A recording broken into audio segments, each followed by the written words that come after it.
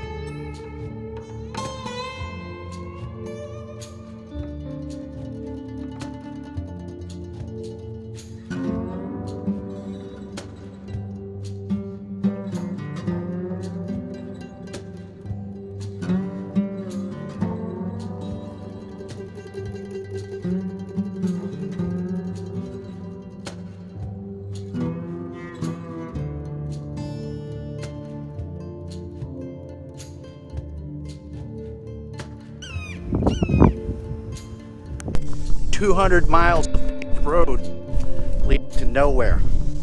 So I've been tagged, something I usually don't do. I like to do a lot of video footaging on this this channel, but I've been tagged by Mark, Scott for Life, on the Series 6 of what I would do when S.H.T.F hits. I'm showing you right here, it's only a few miles from my house, an Economical Fallout about 20 years ago. This was set up and developed in this area to become a thriving community. And then the money fell out. Bankers and investors and the city and everything lost everything to try to develop this.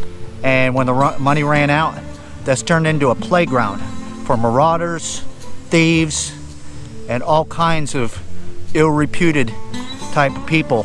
And it's a shame, but it's out here. And S.H.T.F has already hit this area, and it's deemed and condemned as not being used again.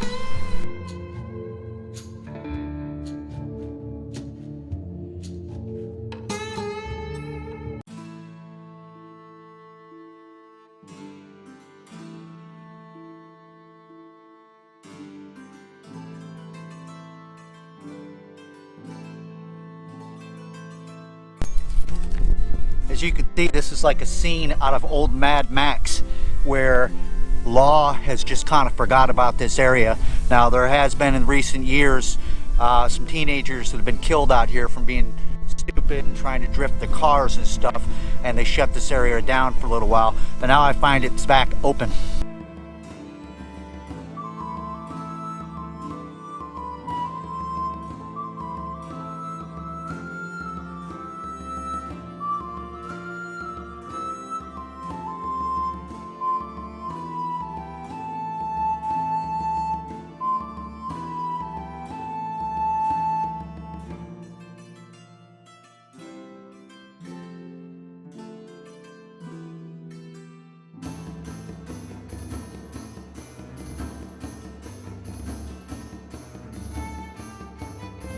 Would I bug in or would I bug out?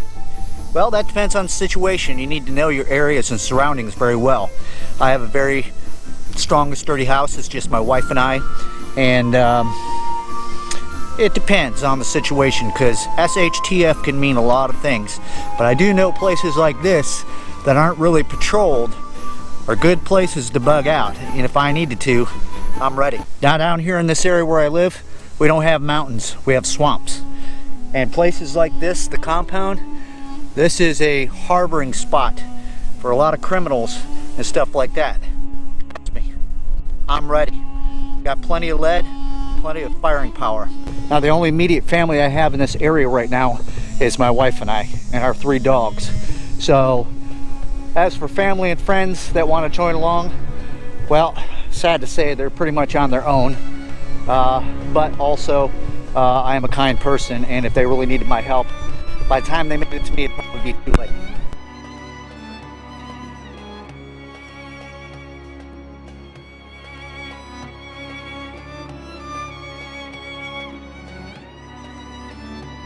Three YouTubers that I would bring with me when S.H.T.F happens. without a doubt, Mark from Scout for Life. Great teacher, knows how to fix things, very clever kind of English. Without a doubt, Mark is a great guy. Second of all would be Matt from Florida Boy Survival. He lives just up the road from me here in Central Florida, so he knows these areas and grew up in the swamps, so definitely is something that would play in my favor, and we would know the right decisions of what to do. Third of all, one of my favorite YouTubers out there is Carolina Chris. I just like the guy. He's an overall really nice guy, and he cooks up some good food, so I could count on having some good meals. He's very resourceful, and he seems like somebody that would easily hold his weight. Now, if food started running scarce and everything, whoever's with me, you're darn right, they're gonna have to pull their own weight. Nobody rides for free, especially when S.H.T.F hits. It's every man is gonna have to pull in to make the team stronger. If not, you gotta go. Make no doubt, I'm not the kind of person to join any kind of gang, marauders, or martial law or anything like that. I'm a very independent person. It'd be me and my wife, and that's it, and bringing my dogs with me as well.